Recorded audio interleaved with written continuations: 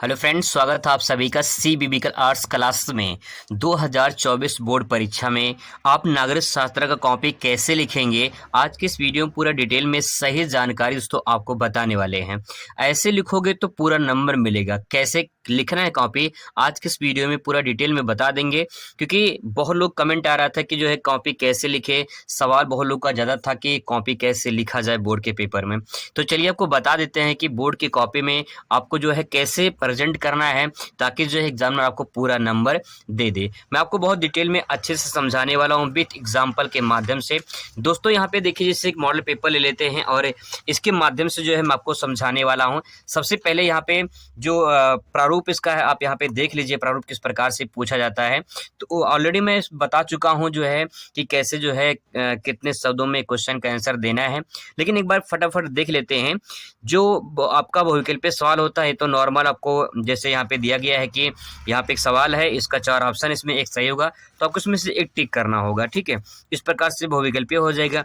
लेकिन अति लघु, लघु उत्तरीय, फर्स्ट, सेकेंड और विस्तृत उत्तरीय प्रश्न, ये कैसे लिखना है, कितने शब्दों में लिखना है या फिर कितने पेज में लिखना है, सब कुछ जो है आपको यहाँ पे मिल जाएगा जानकारी। तो देखिए, अगर बात करें अति लघु की तो 10 शब्दों में लिखना है, एक वाक्य मतलब देना है। ठीक है, आंसर इसका एक वाक्य में देना है। यहाँ पे अगर बात करें लघु उत्तरीय सेकंड की तो 50 शब्द में लिखना है, और लघु उत्तरीय जो सेकंड है ये 100 से 125 शब्दों में लिखना है, और जो विस्तृत है ये आपका 250 शब्दों में लिखना है। तो चलिए, कितने पेज में लिखना है ये भी आपको दिखाते हैं, और कैसे कॉपी को प्रेजेंट करना है वो भी आपको बता देते हैं। दोस्तों सबसे पहले आप यहाँ बोर्ड की कॉपी देख लीजिए, कुछ इस प्रकार से जो है इंटरमीडिएट कॉपी आपको दिखाई देगी। इसका कलर बस आपको चेंज होगा, क्योंकि कलर जो है ये ओल्ड है, पुराना है। तो कॉपी लेकिन आपको सेम टू सेम ऐसे मिलेगा, ऐसे जो आपको सेम टू सेम भरना पड़ेगा। ठीक है, अब यहाँ पे जैसे इसकी अगर पेज की बात करें तो यहाँ पे अगर पेज पलटेंगे तो इस प्रकार से पेज दिखाई देगा। यहाँ पे जो है आपको लाइनिंग खींच लेनी है और उसके बाद जो है यहाँ से लिखना शुरू करना है।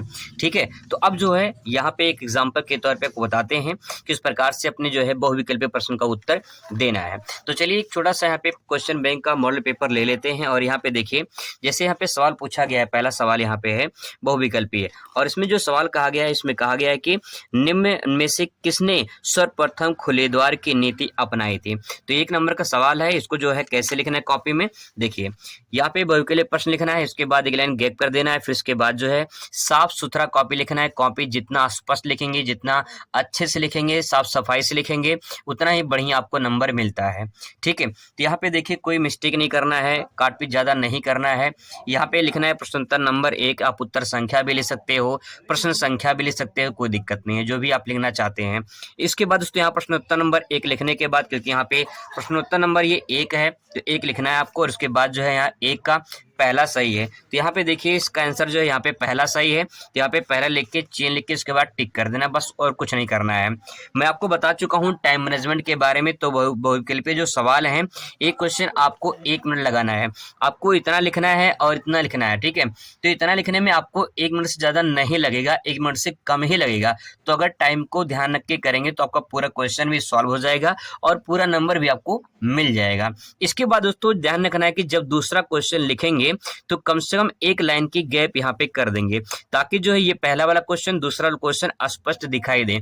आप यहाँ पे देख सकते हो कि जो है यहाँ पे स्पष्ट दिखाई दे रहा है कि ये पहला है, ये दूसरा है।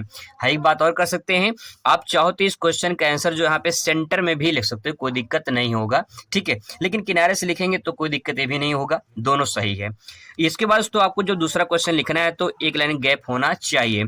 ये देखिए मैंने यहाँ पे अंडरलाइन कर दिया है, लगे हाथ अंडरलाइन कर देंगे तो देखने में अच्छा लगेगा और जो है काफ़ी अलग लगेगा। ठीक है, तो यहाँ पे देखिए इसका आंसर जो मैंने यहाँ पे लिखा है, तो यहाँ पे जो है 1 लाइन मैंने गैप कर दिया है, और उसके बाद जो है इसका दूसरा आंसर। तो दूसरा क्वेश्चन देखिए, यहाँ पे दक्षिण एशिया का सबसे बड़ा देश पूछा है। दक्षिण एशिया का सबसे बड़ा देश भारत हो गया। तो यहाँ पे जो है दूसरे एक ए सही है, भारत लिख के टिक कर देंगे, बस काम खत्म। इतना ही काम करना है। बहुविकल्पीय सवाल बहुत फास्ट करना है। अगर आपको कंफर्म नहीं है तो बस वहाँ पे प्रश्नोत्तर नंबर डाल के छोड़ देना है 2 लाइन, फिर आपको जब बाद में पता चले इसका आंसर ये है तो आप उसको टिक कर सकते हो। ठीक है, अब इसके बाद जो फिर ऐसे काम करना है, अगर आप दूसरा कुछ तीसरा लिख रहे हैं तो 1 लाइन गैप कर देना है, ऊपर भी एक नीचे भी, ताकि जो है ये स्पष्ट दिखाई दे और साफ सुथरा रहे। ठीक है, इस प्रकार से जो है अपने बहुविकल्पीय सवाल को हल करना है। अब बात करते हैं दोस्तों, यहाँ पे तो प्रारूप देख लिया आप। अब बात करते हैं जो है ये जो अति लघु सवाल है, इसको देखते हैं कि अति लघु प्रश्न जो है 2 नंबर का पूछा जाता है। तो ये 2 नंबर के जो प्रश्न है इसको जो है कितने पेज में लिखना है और कैसे इसको लिखना है, कितनी लाइन में लिखना है।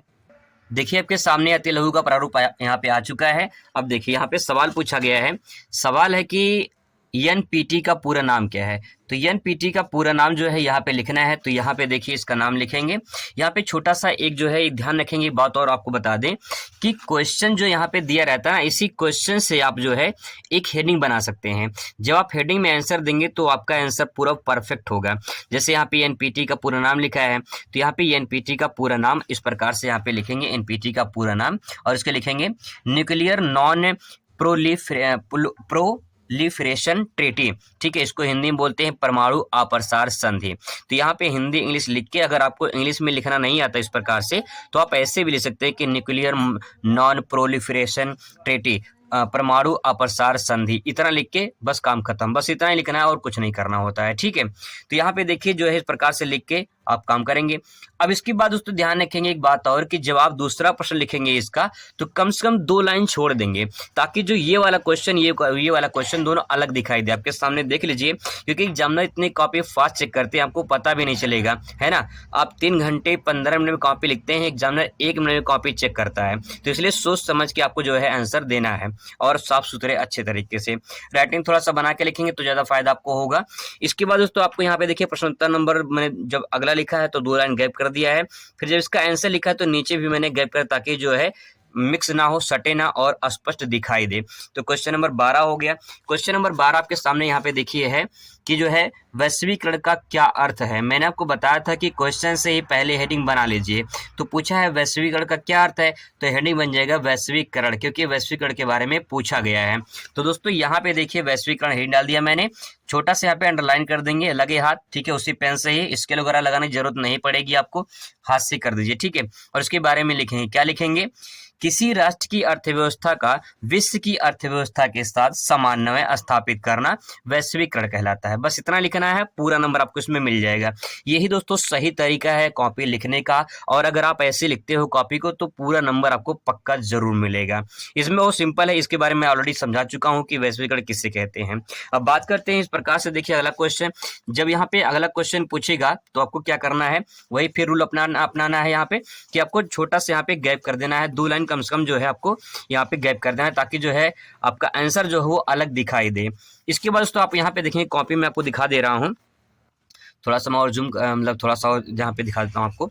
यहाँ पे देखिए जो है नीचे देखिए यहाँ पे इतनी लाइन यहाँ पे छुटी हुई है, 1 2 3 4 5, ये 5 लाइन दोस्तों यहाँ पे छुटा हुआ है। ठीक है, अब मैं अगर चाहता तो यहाँ पे भी एक क्वेश्चन का आंसर दे सकता था, लेकिन इस 5 लाइन में आंसर जो है सही तरीके से आता भी नहीं और मिक्स हो जाता है, इसीलिए मैंने यहाँ पे ना लिख के अगले पेज से क्वेश्चन का आंसर दिया है। तो दोस्तों ध्यान रखना है, क्वेश्चन का जब आंसर लिखना है तो बहुत अच्छे तरीके से, और वहाँ पे मिक्सिंग नहीं होना चाहिए, स्पष्ट अलग अलग दिखाई देना चाहिए। अब दोस्तों बात करते हैं कि लघुत्तरीय जो से फर्स्ट होता है उसका आंसर आपको कैसे लिखना है। तो यहाँ पे क्वेश्चन में देख लीजिए लघुत्तरीय फर्स्ट है, और आपको बता दें कि लघुत्तरीय जो फर्स्ट होता है वो आपको 50 शब्दों में लिखना होता है। 50 शब्द का मतलब होता है कम से कम 5 से 6 लाइन में इसका आंसर आपको देना होता है। तो यहाँ पे देखिए 5 नंबर आपको यहाँ पे मिलेगा इसके लिए। तो मैं तो ये कहूँगा कि आप जो है अच्छे तरीके से इसका आंसर प्रेजेंट करें, ताकि जो है पूरा नंबर आपको मिले। क्वेश्चन पूछा कि दलीय प्रभुत्व से क्या आशय है। मैंने आपको पहले ही बता दिया है कि जो है हेडिंग जो है आपको यही क्वेश्चन से ही बनाना है। तो यहाँ पे हेडिंग मिल जाएगा दलीय प्रभुत्व। ठीक है, यहाँ हेडिंग मिल जाएगा दलीय प्रभुत्व। अब इसके बारे में जो है आपको लिखना है। तो देखिए यहाँ पे मैंने हेडिंग डाल दिया है दलीय प्रभुत्व, और इसके बारे में लिखना है। क्या लिखना है, जो आपको आंसर पता हो उसके बारे में लिखना है। दलीय प्रभुत्व का संबंध किसी राजनीतिक व्यवस्था की उस स्थिति से है जब किसी एक दल का प्रभाव संपूर्ण सामाजिक, प्रशासनिक और राजनीतिक व्यवस्था पर होता है। चुनावी राजनीति में अन्य दल उसके समक्ष कमजोर होते हैं। कहने का तात्पर्य यह है, दलीय प्रभुत्व का मतलब यह है कि आप ऐसे समझ सकते हो जिसका सरकार है उसका प्रभुत्व है। ठीक है, तो दलीय प्रभुत्व में संबंध किसी राजनीतिक व्यवस्था के उस स्थिति से होता है जब किसी एक दल का प्रभाव संपूर्ण सामाजिक और प्रशासनिक, मतलब कि एक वर्ड में अगर मैं कहूं कि अगर किसी जैसे बीजेपी की सरकार है तो बीजेपी का सरकार, बीजेपी के प्रशासनिक, राजनीतिक, सामाजिक पूरा व्यवस्था जो है वो किसका होगा, बीजेपी पार्टी का होगा। बीजेपी का होगा। तो जब बीजेपी का होगा तो जो अन्य दल होंगे वो क्या हो जाएंगे, कमजोर पड़ जाएंगे। ठीक है, वही बात यहाँ पे कहा गया है, जिसकी सरकार होगी उसका प्रभुत्व होगा, यही इसका निचोड़ है। ठीक है, तो इसका आंसर ये हो गया। इस प्रकार से इसका आंसर देना है। जब या दोस्तों दूसरा प्रश्न लिखना है इसका, तो यहाँ पे देखिए मैंने फिर 2 लाइन गैप किया है और नीचे भी 1 लाइन गैप किया, ताकि ये प्रश्नोत्तर नंबर स्पष्ट दिखाई दे, क्योंकि जब तक ये स्पष्ट दिखाई नहीं दे तब तक एग्जामिनर को पता नहीं चलेगा आप इसका आंसर कैसे दिए हैं। एक बात ध्यान रखेंगे, यहाँ पे लघुत्तरी जो फर्स्ट क्वेश्चन लिखेंगे तो लगभग 1 पेज में 2 आंसर देने की कोशिश करिए। यहाँ पे देखिए सिर्फ मैंने 21, 22 2 ही क्वेश्चन का आंसर दिया है। अगर आप 3 क्वेश्चन का आंसर देंगे तो दिक्कत हो जाएगी, पूरा नंबर नहीं मिलेगा और आपका क्वेश्चन जो है छूट जाएगा। छूट जाएगा। दूसरी बात यह है कि आपका छोटा आंसर हो जाएगा तो पूरा नंबर नहीं मिलेगा। इस बात का विशेष ध्यान रखेंगे। तो देखिए यहाँ पे सवाल अगला है आपके सामने, यहाँ पे आ गया है लघुत्तरीय फर्स्ट का, दक्षेस या सार्क के गठन का जो है मुख्य उद्देश्य क्या है, 5 नंबर में सवाल पूछा गया है। दोस्तों को बता दें कि इसका उद्देश्य पूछा गया है, तो थोड़ा सा यहाँ बेसिक जानकारी आपके पास होना चाहिए। यहाँ पे प्रश्नोत्तर नंबर लिखेंगे 22 और इसके बारे में लिखेंगे। मैंने आपको पहले बता दिया कि इसका हेडिंग जो है क्वेश्चन से ही बना लेना है। मैंने हेडिंग बनाया है दक्षेस के गठन का उद्देश्य। इस प्रकार से लिखेंगे तो आंसर आपका सबसे अलग होगा। ठीक है, कुछ लोग होते हैं डायरेक्ट लिखना शुरू कर देते हैं, लेकिन नहीं, अगर आपको स्मार्ट आंसर लिखना है, अच्छे तरीके से लिखना है, पूरा नंबर लेकर आना है, तो आपको जो है इस प्रकार से आंसर को प्रेजेंट करना है। यही होता है सही तरीका। दोस्तों आपको बता दें कि जो है बोर्ड की कॉपी कैसे चेक होती है मुझे बहुत अच्छे तरीके से पता है, काफी एक्सपीरियंस है मुझे, तो आपको अच्छे से बता दे रहा हूं मैं। ठीक है, देखिए दक्षेस सार्क के गठन का उद्देश्य में लिखना है। पहले इसके बारे में थोड़ा सा लिख देना है कि सार्क एक क्षेत्रीय संगठन है, इसकी स्थापना 1985 में हुई थी और यहाँ पे देखिए इसमें 8 देश हैं, इसका मुख्यालय काठमांडू में है। ये तो हो गई बेसिक जानकारी जो कि आपके बहुविकल्पी में भी या फिर अति लघु में पूछा जा सकता है। तो यहाँ पे ये लिखने से फायदा क्या होगा, ये लिखने से फायदा ये हो जाएगा कि बच्चे को एग्जामिनर जैसे कॉपी चेक करेगा वो समझ जाएगा कि बच्चे को जानकारी है। ठीक है, तो ये बेसिक जानकारी 2 लाइन को आपको पता होना चाहिए।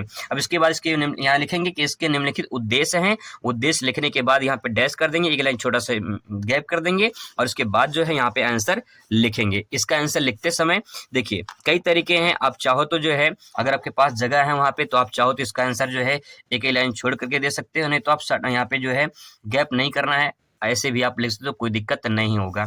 पहला पॉइंट लिखेंगे दक्षिणी एशियाई देश आर्थिक, सामाजिक और सांस्कृतिक विकास करना, ये उनका उद्देश्य हो जाएगा। ठीक है, ऑलरेडी मैं इसको समझा चुका हूं तो ज्यादा फोकस मैं नहीं करूंगा इस पे।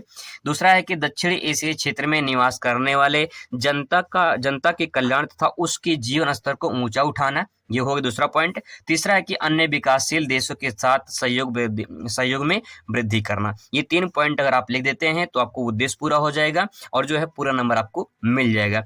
ये दोस्तों हो गया आपका लघुत्तरीय फर्स्ट। अब बात करते हैं लघुत्तरीय सेकेंड की। दोस्तों जो लघुत्तरीय सेकेंड का सवाल का आंसर देना है वो ध्यान रखेंगे, ये 6 नंबर का सवाल है, नंबर भी देखना है और देखना है ये भी कि जो है लघुत्तरीय सेकेंड कितने शब्दों में लिखना है, 100 से 125 शब्दों में लिखना है। तो इसका मतलब दोस्तों ये है कि जो आपका लघुत्तरीय सेकेंड होगा वो 1 से 1.5 पेज में इसका आंसर देना है। मैक्सिमम आपको 2 पेज में जो है इसका आंसर लिख सकते हैं और जो है मिनिमम आप 1 पेज में जो इसका आंसर देंगे। अगर आप 1 पेज से कम देंगे तो पूरा नंबर नहीं मिलेगा, 2 पेज से ज्यादा देते हैं तो आपका टाइम बर्बाद होगा। ठीक है, तभी उतना नंबर मिलेगा, तभी उतना नंबर मिलेगा। तो ज्यादा टाइम बर्बाद नहीं करना है क्योंकि और भी सवाल आपको करना होगा। तो कम से कम जो है 1 पेज से ज्यादा ही लिखना है आपको। तो देखिए इसका आंसर यहाँ पे सवाल दोस्तों अगर बात करें इसका, देखिए यहाँ पे सवाल पूछा गया है कि सोवियत संघ के विघटन के क्या परिणाम हुए हैं। तो ये 6 नंबर का सवाल है और यहाँ पे देखिए मैंने जो है यहाँ पे इसके 6 पॉइंट लिख दिए हैं। यहाँ पे आपको दिखा दे रहा हूँ मैं, यहाँ पे आप देख सकते हैं मैंने यहाँ पे 6 पॉइंट लिखा है। ये 6 पॉइंट जो है 6 नंबर देकर जाएगा, क्योंकि जैसा सवाल पूछा जाए वैसे अगर आप पूरा नंबर वैसे आप इसको कॉपी लिखते हैं, वैसे आंसर देते हैं तो एग्जामिनर खुश होकर पूरा नंबर देता है। ध्यान रखेंगे राइटिंग पे बहुत बुरा मतलब प्रभाव पड़ता है, तो आप ध्यान रखेंगे राइटिंग थोड़ा फोकस करेंगे। नहीं अगर होता थोड़ा साफ लिखेंगे। देखिए मैंने कैसे लिखा है, अपने हाथों से मैंने लिखा है और बीच बीच में एक लाइन गैप दिया है। अच्छा भी लग रहा है, देखने में साफ सुथरा भी लग रहा है, कोई काटपीट नहीं है।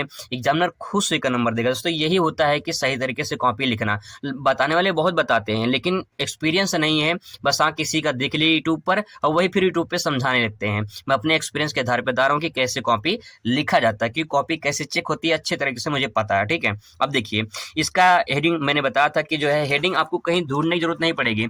आपको जैसे यहाँ पे लिखा सोवियत संघ के विघटन के परिणाम, तो यहाँ पे देखिए सोवियत संघ के विघटन के परिणाम, मैंने यहाँ पे हेडिंग बना लिया, ठीक है। अभी हेडिंग बनाने के बाद जो है यहाँ पे आप लिखेंगे पहला पॉइंट। ये सारे पॉइंट यहाँ पे देख लीजिए। इसका पीडीएफ मैं आपको दे दूंगा, टेलीग्राम पे भेज दूंगा, व्हाट्सएप नंबर भेज दूंगा, ठीक है। व्हाट्सएप नंबर पे जो जो जिनके पास है उनको भी ये अवेलेबल करा देंगे, मिल जाएगा, ठीक है। तो इस प्रकार से इसका आंसर देना है। ये क्वेश्चन मैं बता चुका हूँ, तो इसका आंसर मैं यहाँ पे देखता नहीं हूँ, ठीक है। बात करते हैं यहाँ पे, क्योंकि समय बहुत कम है और पढ़ना बहुत ज्यादा है, तो यहाँ पे देख लेते हैं जो है ये वाला क्वेश्चन, लॉन्ग क्वेश्चन, ठीक है। लॉन्ग क्वेश्चन में देख लेते किस प्रकार से लिखते हैं। दोस्तों जो लॉन्ग क्वेश्चन है वो 8 नंबर का है, और दूसरी बात ये है कि पेज की बात करें तो यहाँ पे देखिए 250 शब्दों में लिखना है, सॉरी पेज नहीं 250 शब्द है। तो 250 शब्द का मतलब क्या, 250 शब्द का दोस्तों मतलब ये है कि कम से कम जो है 2.5 पेज में तो आंसर देना ही देना है आपको इसको।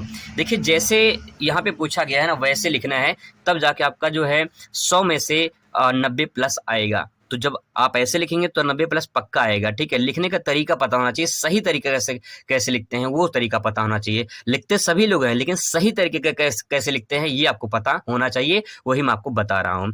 तो यहाँ पे देखिए 250 शब्द में पूछा गया है, तो 2.5 पेज में आंसर देना ही देना है। यहाँ पे आपको 2 क्वेश्चन पूछा जाएगा, ठीक है। टाइम मैनेजमेंट, मैंने जब टाइम मैनेजमेंट वाला जो मैंने वीडियो अपलोड किया उसमें बताया है कि जो है कैसे इसको क्या करना है, प्रेजेंट करना है। यहाँ बस इतना समझ लीजिए कि 2.5 पेज से आपको जो है ज्यादा ही लिखना है। अगर कम लिखते हैं तो पूरा नंबर नहीं मिले, क्योंकि 8 नंबर का सवाल है यहाँ पे। दोस्तों एक बात का विशेष ध्यान रखना है कि जो है यहाँ पे लॉन्ग क्वेश्चन लिखते समय आप डायग्राम का प्रयोग करेंगे। मैं यहाँ पे लॉन्ग क्वेश्चन लिख के बताऊंगा नहीं, मैंने बता दिया कितने पेज में लिखना है, तो उस प्रकार से आप उसको तैयारी करिए। और यहाँ पे देखिए डायग्राम की बात करें तो आप किसी प्रकार से डायग्राम बना सकते हैं। जैसे ये मैंने यहाँ बना रखा है एग्जाम्पल के तौर पे, चाहे जो इसमें से जो आपको अच्छा लगता है इसमें से एक डायग्राम बना के जो है आप अपने आंसर को प्रेजेंट कर सकते हैं। जैसे मान लीजिए जो आपके एग्जाम में सवाल पूछे जाते हैं वो ज़्यादातर जो है, जैसे यहाँ पे देख लीजिए एग्जाम्पल के तौर पे बात करें, यहाँ पे देखिए जैसे यहाँ पे सूचना का अधिकार का वर्णन पूछा है, तो इसके अधिकार के बारे में वर्णन करना है। कितने सूचना के अधिकार जो है कितने टाइप के होते हैं, कितने कैसे क्या करना है उसके बारे में वर्णन करना है। यहाँ पे देखिए इसके तर्क देना है। यहाँ पे देखिए इसके जो है इसके कैसे स्थापित हो इसके बारे में बताना है। यहाँ पे उद्देश्य पूछा है, तो ये सब जो उद्देश्य है, तर्क है, ये सब के बारे में जो आपको डायग्राम बनाना पड़ेगा, क्योंकि उसमें पॉइंट होते हैं और जो पॉइंट के अनुसार जो है आप उसको प्रेजेंट करेंगे तो जो है आपको पूरा नंबर मिलेगा। ये डायग्राम को इस प्रकार से आप बना के जो है प्रेजेंट कर सकते हैं। एग्जामिनर खुश होकर पूरा नंबर देगा, क्योंकि डायग्राम पे भी एक दो नंबर डायग्राम पे ही मिल जाता है। दोस्तों यही तरीका है सही तरीके से कॉपी लिखने का। तो जो भी मैंने आपको बताया है आपके सामने देख लीजिए, यहाँ पे मैंने अच्छे तरीके से बता दिया है। और इसका पीडीएफ जो है अगर आपको चाहिए तो टेलीग्राम पे मैं भेज दूंगा, और जो उसके बाद जो है व्हाट्सएप नंबर भेज दूंगा। अगर आप कमेंट करते हैं तो आप वो व्हाट्सएप नंबर पे आपको अवेलेबल करा देंगे। मिलते हैं नेक्स्ट वीडियो में। Thanks for watching.